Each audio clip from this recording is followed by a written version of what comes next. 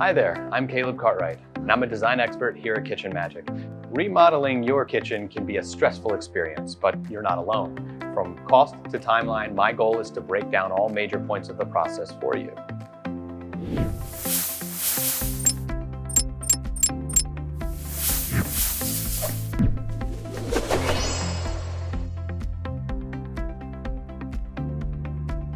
What does it cost to do a kitchen? It's one of the more commonly asked questions and one of the most difficult and complex questions to answer. What do you want to do in your kitchen? Do you want to gut everything? Do you want to try refacing? What kind of countertops? Do you want countertops? What about backsplash? What type of backsplash? How much backsplash? How large is the kitchen? A lot goes into a kitchen remodeling process, and that cost can range anywhere from $10,000 to $100,000 depending on what you're putting into it. Our goal is not to get you to spend just the most possible, but to try and meet your goal budget the best we can, combining all of those elements. Cabinet refacing is a process that is as close to going to new cabinetry as you can get without actually gutting and going all new. Starting with removing the old doors, hinges, and hardware and trashing those to produce new ones. Refacing saves a lot of material cost in terms of not having to replace the boxes themselves, but also affords you the opportunity of redoing your cabinetry in a long-term, high-quality product that doesn't affect your countertops and backsplash and the rest of your kitchen if you don't desire to. For most of us, do we need to gut our kitchen and go new? Or is refacing an option for us? Is just replacing door fronts and refinishing the boxes? Well, that has a lot to do with the layout of your kitchen. Are you happy with the layout of the kitchen?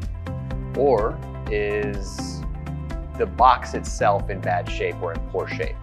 Sometimes that's for us to inspect and to decide on, but most of our clients, 9 times out of 10, do qualify for refacing over replacing. So it depends on the quality of those cabinets and the layout of the kitchen itself.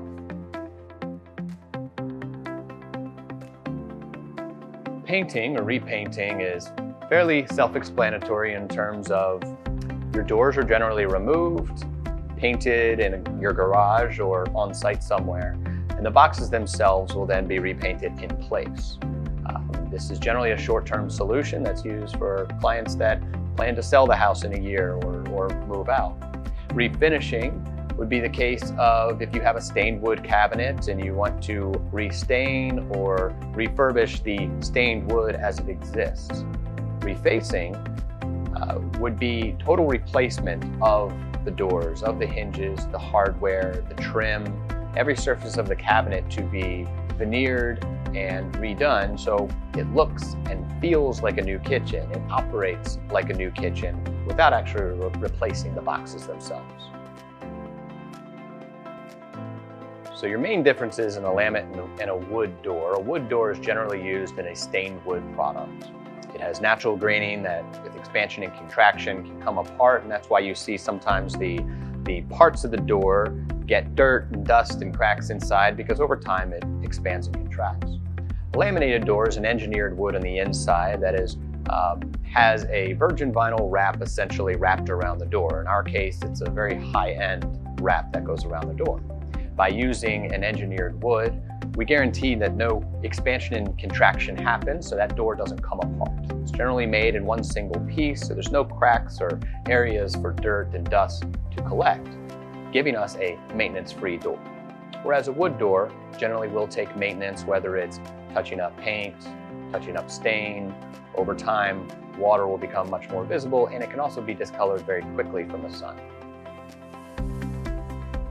The main difference between quartz and granite is the production of it. Granite is a natural stone. It's cut out of a mountain, polished edge, installed in your kitchen.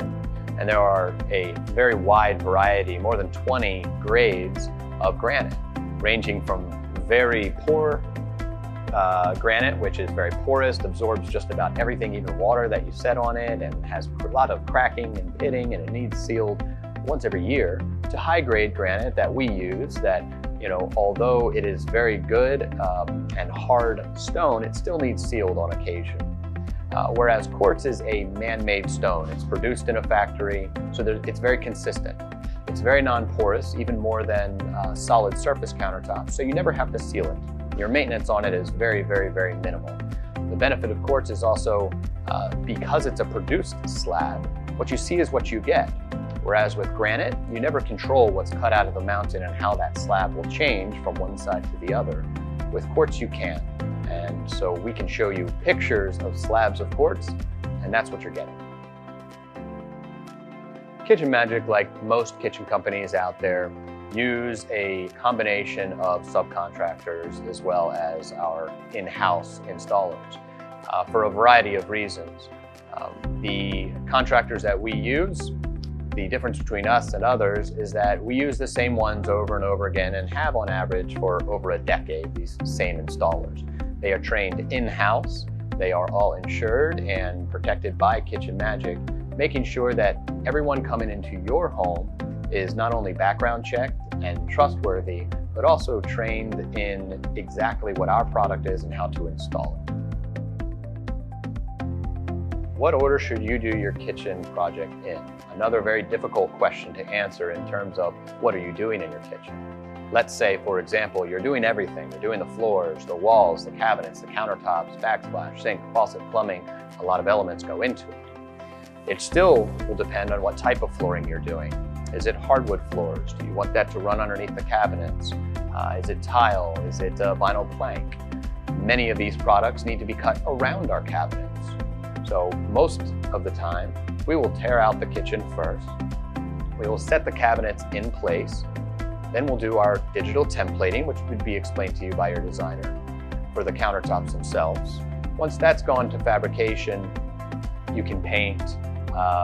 You may have time to set some floors in place, but generally then we will finish the countertops. Then the plumbing gets done, then the backsplash, and the flooring can always be done last. So many times it still does depend on what types of material you will be using in your kitchen, but all of this will be explained very clearly by your designer and the experts at Kitchen Magic. Are white kitchens going out of style? We get asked this question a lot. You either love white or you hate white. You love clean, you love the bright, or you think it looks like a hospital. Right now, white kitchens are trending harder than they usually do. In fact, they probably made up 85% or more of our kitchens in 2021. But even outside of when white kitchens are trending, there's a reason why we warranty our white kitchens for life. Because we have always used them. We use them every year, whether they are in current kitchen magazines or not. White is a timeless look that never goes out of style. If you just hate white, it's okay. There are plenty of other trends and styles that we can direct you towards.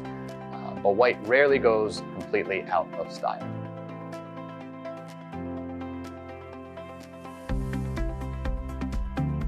And that wraps up our list. Thanks for watching, and if one of your questions wasn't covered in today's video, I encourage you to reach out to me directly, where I'd be happy to help you in any way I can.